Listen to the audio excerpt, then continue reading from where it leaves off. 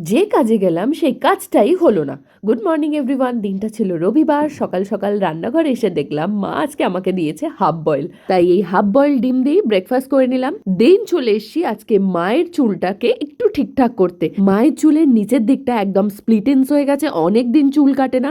আর সত্যি কথা বলবো, আমার থেকে আমার মায়ের চুল অনেক সুন্দর। তবে মা তো কোনো যত্ন করার টাইমও পায় না, তাও এত সুন্দর। যাই হোক, মায়ের চুলটা কেটে দিলাম। দেন আমি বসেছিলাম একটা মুভি দেখতে। আজ দুপুরে গরম গরম ভাত, সাথে মাংসের ঝোল আর শশা দিয়ে লাঞ্চ কমপ্লিট করে নিলাম। যেহেতু আজ পড়ানো ছিল না, তাই আমি আর মা একটু বেরিয়েছিলাম। প্রথমেই গেছিলাম বাবার একটা ব্যাগ আনতে। বাবার ব্যাগটা পুরো ছিঁড়ে গেছে, তাই বাবার জন্য একটা ব্যাগ নেওয়া হলো। ব্যাগ নিয়ে ফেরার পথে হঠাৎ করে ফুটে আমার মায়ের চোখে পড়ে এই ব্যাগটা। এত পছন্দ হয়েছে, তাই মাকেই ব্যাগটা কিনেই দিলাম। দেন চলে গেছিলাম লেন্স কাটে। আমার দুটো চশমার মধ্যে একটা চশমা ভেঙে গেছে, তাই একটা চশমা করাতেই হবে। অনেকগুলো দেখার পরও কিছুই পছন্দ হচ্ছিল না, তাই যেই কাজে গেলাম সেই কাজ না করেই আজ ফিরতে হলো।